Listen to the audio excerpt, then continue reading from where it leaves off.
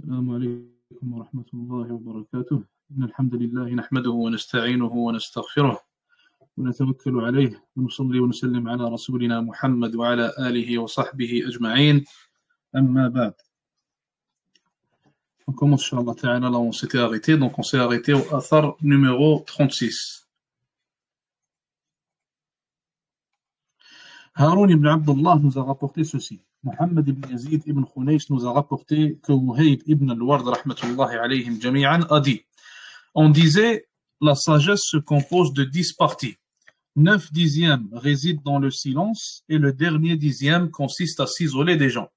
9 dixièmes résident dans le silence et le dernier dixième consiste à s'isoler des gens. Ahmad ibn Ibrahim nous a rapporté ceci. Abu Ishaq al-Talaqani, Khalaf ibn Tamim nous a rapporté que Abdullah ibn al-Mubarak rahimahullah a dit: quelqu'un expliqua l'isolement en ces termes. Lorsque tu es avec des gens et qu'ils s'engagent dans une conversation où Allah Azza wa Jalla est évoqué, associe-toi à eux. S'ils entament une autre discussion, garde le silence. Tel est le véritable isolement. Et d'ailleurs, on rappelle que Abdullah ibn al-Mubarak, ses athars sont très importants, ses paroles sont très importantes, car Abdullah ibn al-Mubarak, ce n'était pas n'importe qui. C'est l'un des plus grands savants de l'islam. C'était un savant qui passait un an à faire le djihad fi sabilillah et l'autre année à faire le hajj. Et c'est un savant qui a énormément de livres et énormément de belles œuvres qu'il a laissées après lui, rahmatullahi alayh, qu'Allah Azza wa Jalla accepte de lui et lui pardonne ses péchés. Ahmad ibn Ibrahim nous a rapporté, d'après Muhammad ibn Muzahim, que Wuhayb ibn al-Ward a dit: j'ai découvert que l'isolement réside dans l'abstinence de la parole. Ishaq ibn Ismaïl nous a rapporté ceci. Sufyan ibn Uyayna nous a rapporté en disant: un ancien sage m'a dit, ma langue est une bête féroce. Si je la libère, je crains qu'elle ne me dévore. Elle nous dévore avec les péchés qu'elle commet, elle nous dévore avec le mal qu'elle commet, et cette dévoration, en fait, ce mal qu'elle nous cause, on le verra, wal'iyadu billah, qu'Allah Azza wa Jalla nous en préserve, mais ceux qui ont ce mal-là, en fait, ceux à qui elle cause ce mal-là, le verront le jour du jugement, wal'iyadu billah, avec les tonnes de péchés qu'ils auront à leur actif, wal'iyadu billah. Ibrahim ibn al-Mundhir al-Hizami nous a rapporté ceci. Sufyan ibn Hamza al-Aslami m'a rapporté. D'après Kathir ibn Zayd, d'après Al-Walid ibn Rabah, d'après Abu Hurayra radiyallahu anhu, Rasulullah alayhi salatu wassalam a dit que celui qui croit vraiment en Allah et au jour dernier dise du bien ou qu'il se taise. Ubayd Allah ibn Umar nous a rapporté ceci. Hazm ibn Abi Hazm nous a rapporté en disant: j'ai entendu Al-Hassan al-Basri dire, on nous a mentionné que le prophète alayhi salatu wassalam a dit qu'Allah Azza wa Jalla accorde sa miséricorde aux serviteurs qui parlent quand la parole lui est profitable et garde le silence lorsque cela lui est salvateur. D'ailleurs, mes frères et sœurs, l'une des choses les plus importantes qu'on doit faire en tant que musulmans, c'est s'éduquer soi-même. Beaucoup de frères et sœurs délaissent cet aspect-là de l'islam, ils vont donner leur temps aux adorations, à talab al-ilm, etc., ce genre de choses-là qui sont claires, mais ils vont délaisser les aspects qui sont un peu moins connus des gens, qui sont par exemple la tazkiya, le fait de purifier son âme, le fait de purifier sa langue, le fait de purifier sa manière de penser, le fait de s'éduquer soi-même et éduquer son âme, car il faut savoir que les paroles qu'on est en train de lire de ces savants-là, qu'Allah Azza wa Jalla leur fasse miséricorde, ils ne sont pas arrivés à de tels degrés et à de tels niveaux du jour au lendemain. Donc il y a du travail à faire pour arriver à un tel niveau, pour avoir un aussi bon contrôle de soi, pour pouvoir contrôler sa langue de cette manière-là. Ça ne vient pas du jour au lendemain. Il faut travailler là-dessus, il faut s'éduquer soi-même, éduquer sa langue, éduquer son nafs bien sûr, Inch'Allah Ta'ala, demander l'aide et le soutien d'Allah Azza wa Jal pour pouvoir arriver à de tels degrés. Shuja' ibn al-Ashras nous a rapporté ceci. Al-Layth ibn Sa'd nous a rapporté, d'après Sa'id ibn Abi Sa'id, d'après Abu Shuraih, rahmatullahi alayhim jami'an, radiyallahu anhu, que le prophète alayhi salatu wassalam a dit que celui qui croit vraiment en Allah et au jour dernier dise du bien ou alors qu'il garde le silence. Mahdi ibn Hafs nous a rapporté ceci. Ismaïl ibn Ayyash nous a rapporté, d'après Mut'im ibn al-Miqdam al-San'ani, d'après Anbasa ibn Sa'id al-Kala'i, d'après Nusayh al-Ansi, d'après Rakb al-Misri, que le messager d'Allah alayhi salatu wassalam a dit: quel bonheur que celui réservé à celui qui dépense de l'excédent de ses biens et s'abstient de tout propos superflu. Et bien sûr, subhanallah, on voit dans ce hadith-là que le prophète, alayhi salatu wassalam, il a combiné entre deux choses très difficiles pour l'être humain. Il a combiné entre le fait de dépenser de l'excédent de ses biens. Donc remarquez comment le Nabi, alayhi salatu wassalam, il a dit l'excédent de ses biens. L'être humain, même s'il a des choses qui ne lui sont pas utiles, même si ça fait partie de son excédent, de l'excédent de ses biens, il trouve de la difficulté à donner cet excédent-là. L'être humain, il veut tout avoir, l'être humain, il veut tout garder. Et le Nabi, alayhi salatu wassalam, il a dit, si l'être humain, on lui donne une montagne d'or, alors il voudra une deuxième. S'il a une deuxième, il veut une troisième. Et il a dit dans le hadith, alayhi salatu wassalam, la seule chose qui va couper sa faim et qui va arrêter la faim de l'être humain et le calmer, donc l'arrêter, lui mettre un stop, c'est quoi? C'est at-turab, c'est la terre. Donc de quelle terre est-ce qu'on parle? On parle de la terre qui sera mise sur lui après sa mort. Donc ça, c'est la seule chose qui va arrêter la faim de l'être humain et son amour pour ce bas monde. Donc le Nabi alayhi salatu wassalam, il a cité deux choses très importantes et très difficiles, donner l'excédent de ses biens et s'abstenir de tout propos superflu. De la même manière que l'être humain trouve énormément de difficultés à donner de l'excédent de ses biens et à donner de son argent, de ses biens à lui, de sa propriété, il trouve aussi de la difficulté à s'abstenir de parler. L'être humain, il aime parler de tout et de n'importe quoi. Et des fois, tu vas entendre certaines conversations, subhanallah, tu te dis, mais pourquoi est-ce que cette personne-là ne garde pas le silence? Et bien sûr, quand je dis cette personne-là, ça s'applique à moi, ça s'applique à vous, ça s'applique à tout le monde. Pourquoi est-ce qu'on ne garde pas le silence des fois? Parce qu'il y a certaines conversations dans lesquelles on rentre et on s'associe qui ne servent strictement à rien. Parler d'un tel, parler de ce qui se passe dans tel pays, parler de ce qu'un tel a fait il y a 20 ans, il y a 30 ans. Donc toutes ces conversations en réalité ne servent strictement à rien. Les seules conversations qui servent à quelque chose, c'est les conversations où Allah Azza wa Jalla est cité, où le plaisir d'Allah subhanahu wa ta'ala est visé. C'est les seules conversations qui vont réellement nous être bénéfiques dans cette dunya et dans l'akhira. Et d'ailleurs, quand on regarde la biographie et les vies des compagnons radiyallahu anhum, on remarque que c'était des gens qui ne parlaient pas beaucoup et qui agissaient énormément. Donc, ils faisaient passer l'action, ils faisaient passer l'amal, les actions, avant toute chose. Et ils ne faisaient pas passer les paroles avant toute chose. Au jour d'aujourd'hui, nous, on parle beaucoup, on prétend beaucoup de choses, on est toujours là à ouvrir notre bouche, mais en réalité, nos actions sont similaires à rien du tout, sont similaires à une chose qui est inexistante. On ne fait rien de bénéfique pour nous-mêmes et pour les musulmans et pour la religion d'Allah subhanahu wa ta'ala. Ça fait des dizaines d'années que les musulmans de cette époque ne cessent de répéter qu'ils vont libérer la Palestine, qu'ils vont faire ceci, qu'ils vont faire cela, et jusqu'à maintenant, 70 ans et quelques après, ils n'ont toujours rien fait. Haroun ibn Ali nous a rapporté ceci. Mohammed ibn Yazid ibn Khunays nous a rapporté, d'après Abdelaziz ibn Abi Rawad, un homme dit à Salman radiyallahu anhu, fais-moi une recommandation. Ne parle point, lui répondit Salman. Mais comment un homme peut-il s'empêcher de parler? Lui demanda l'homme. Si tu ne peux t'empêcher de parler, lui répondit Salman, alors ne dis que du bien ou garde le silence. Alors ne dis que du bien ou alors garde le silence. Ishaq ibn Ismaïl nous a rapporté ceci. Sufyan ibn Uyayna nous a rapporté, d'après Ismaïl ibn Muslim. Ibn Abbas radiyallahu anhu a dit, ô ma langue, dis du bien et tu en profiteras. Sinon, abstiens-toi de dire du mal et tu seras saine et sauve. Ishaq ibn Ismaïl nous a rapporté ceci. Sufyan ibn Uyayna nous a rapporté ceci en disant, on a dit à Isa alayhi salam ibn Maryam, Isa fils de Marie alayhi salatu wassalam, indique-nous une œuvre grâce à laquelle nous entrerons au paradis. Ne parlez point, leur répondit-il. Mais nous ne pouvons le faire, lui dirent-ils. Alors leur rétroqua-t-il, ne dites que du bien. Et d'ailleurs, il y a énormément de athar rapportés de Isa alayhi salam qui prouvent et montrent, subhanallah, son délaissement et l'amour en fait qu'il a réservé seulement à Allah Azza wa Jal et le fait qu'il a délaissé ce bas monde et l'a complètement sorti de son cœur. Donc les athars qui sont rapportés de Isa alayhi salam sont vraiment très intéressants et très bénéfiques. Al-Haytham ibn Kharija nous a rapporté ceci. Sahl ibn Hashim nous a rapporté qu'Al-Awza'i rahimahullah a dit, le prophète Sulayman alayhi salam, fils de Daoud, a dit, si la parole vaut de l'argent, le silence lui vaut de l'or. Ali ibn al-Hussein m'a rapporté, d'après Habban ibn Hilal, lequel a dit, Ja'far ibn Sulayman nous a rapporté en disant, j'ai entendu Malik ibn Dinar rahimahullah dire, si on chargeait les gens de transcrire leurs propos dans les feuillets, ils parleraient peu. Subhanallah. Muhammad ibn Abd al-Majid al-Tamimi m'a rapporté ceci. Sufyan ibn Uyayna nous a rapporté que Wuhayb ibn al-Ward rahimahullah a dit: certes, quand un homme observe le silence, il parvient à rassembler ses idées. Certes, quand un homme observe le silence, il parvient à rassembler ses idées. Et là, on voit, subhanallah, et ça, c'est une chose qui est testée aussi, c'est une chose à propos de laquelle beaucoup de savants ont parlé. Le fait de garder le silence et de parler peu augmente l'intelligence de la personne.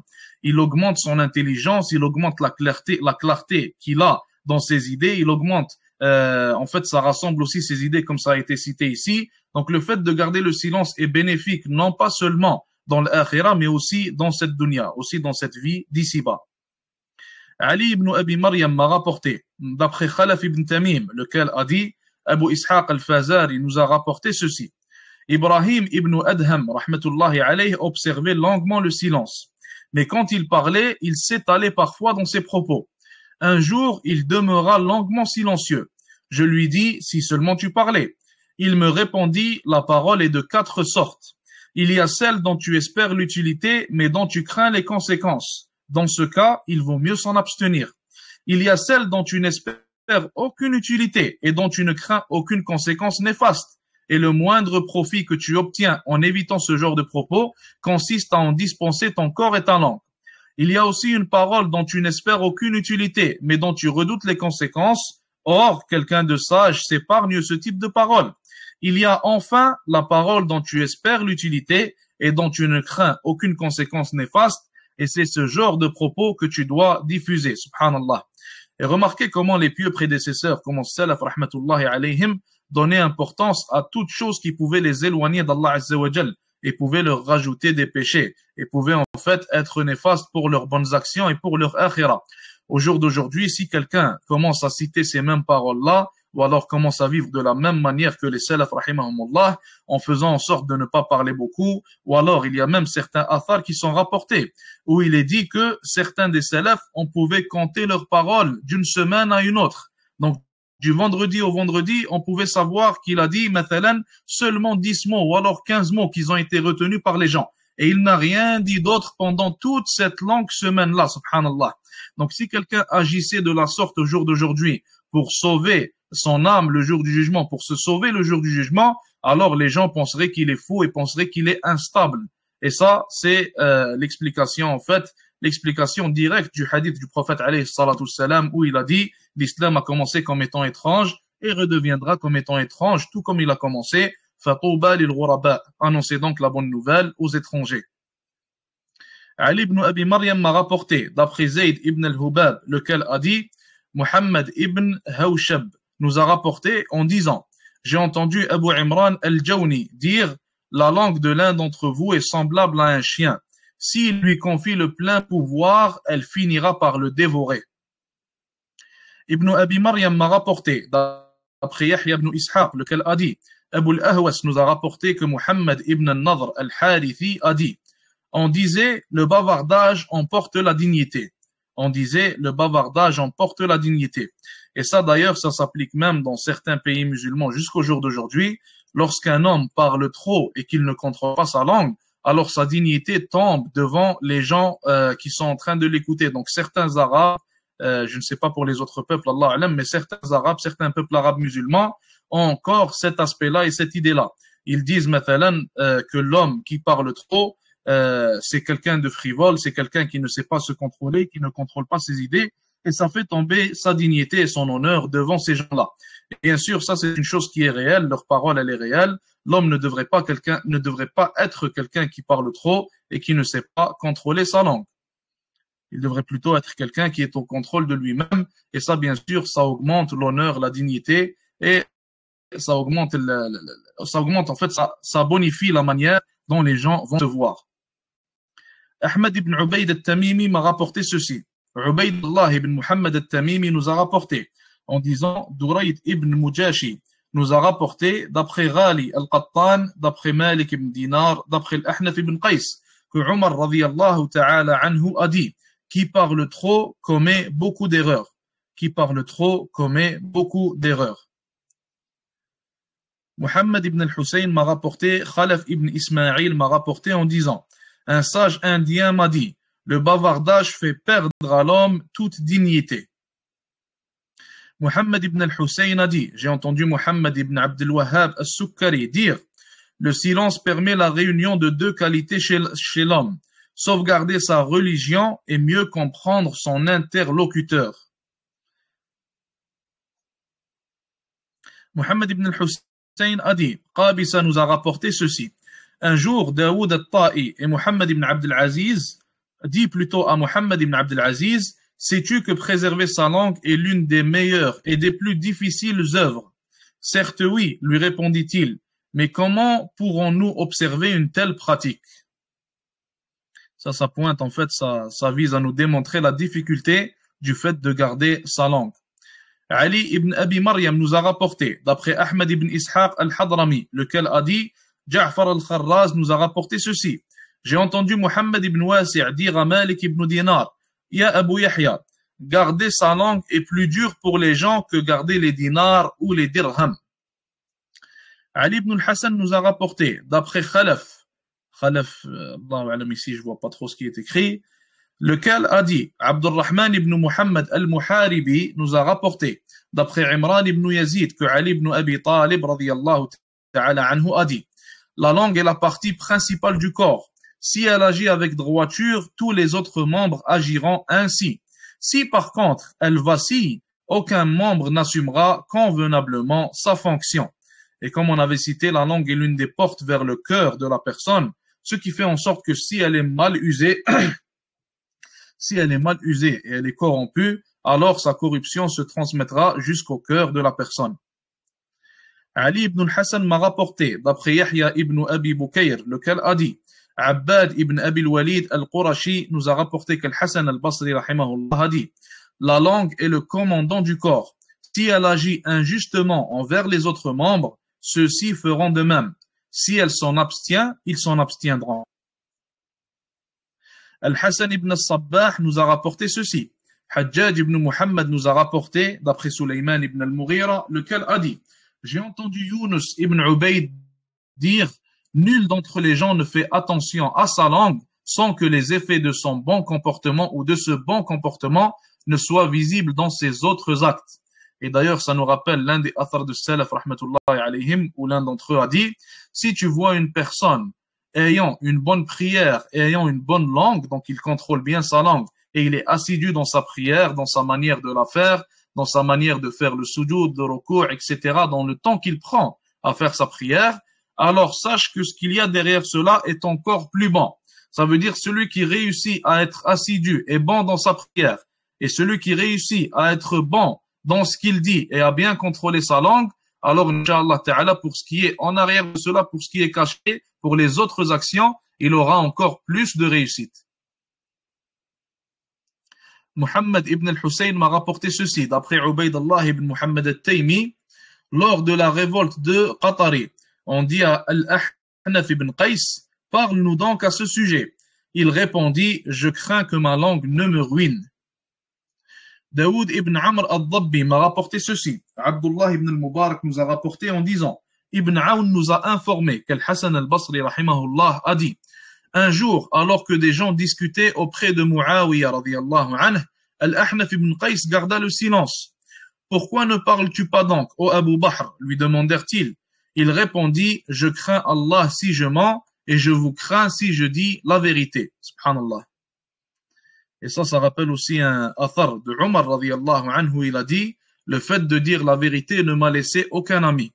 Le fait de dire la vérité ne m'a laissé aucun ami. De quelle vérité est-ce qu'on parle ici? C'est le fait d'ordonner le convenable, ordonner les ordres d'Allah Azza wa Jal et interdire le blâmable. Quand tu vois quelqu'un faire un mal, alors tu l'empêches de faire ce mal-là, tu lui expliques que cette action-là est illicite en islam, cette action-là est un péché.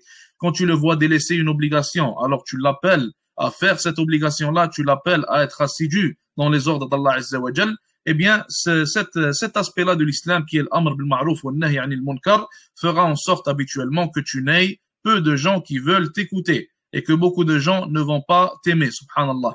Car les gens n'aiment pas qu'on les appelle vers le bien et ils n'aiment pas qu'on les dérange lorsqu'ils sont assidus dans leurs péchés. Abu Bakr ibn Abi Nadr nous a rapporté ceci. Wahb ibn Jarir nous a rapporté en disant, mon père nous a rapporté en disant, j'ai entendu Al-A'mash rapporter, d'après Khaythama, que Adi ibn Hatim a dit, le bonheur et le malheur de chacun d'entre vous sont entre ses mâchoires, c'est-à-dire sa langue. Hamza ibn al-Abbas m'a rapporté ceci. Abdan ibn Uthman nous a informé en disant, Abdullah ibn al-Mubarak nous a informé en disant, Ibn Lahi'a nous a informé en disant que Khalid ibn Abi Imran m'a rapporté ceci. Le prophète alayhi salatu wassalam saisit longuement sa langue et puis dit, Allah azza wa jalla a accordé sa miséricorde au serviteur qui dit du bien, car ainsi il en profitera. Il l'a également accordé à celui qui s'abstient de dire du mal, car cela lui sera salvateur. Et d'ailleurs, lorsqu'une personne pense à dire du mal ou est tentée par une parole qui n'est pas plaisante à Allah azza wa jalla et qu'elle délaisse cette parole-là, alors Inch'Allah Ta'ala, de par ce délaissement-là, elle gagne des bonnes actions. Donc elle ne la délaisse pas pour rien, ce délaissement-là lui vaudra Inch'Allah des bonnes actions.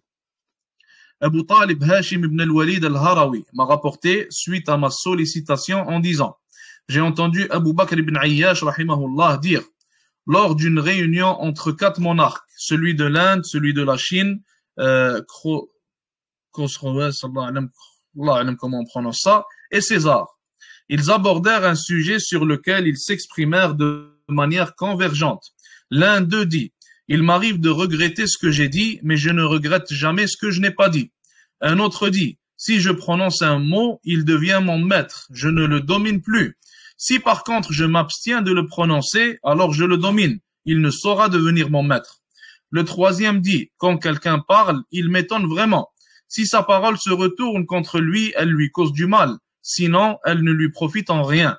Le quatrième dit, je suis plus capable de revenir sur ce que je n'ai pas dit que de retirer ce que j'ai dit.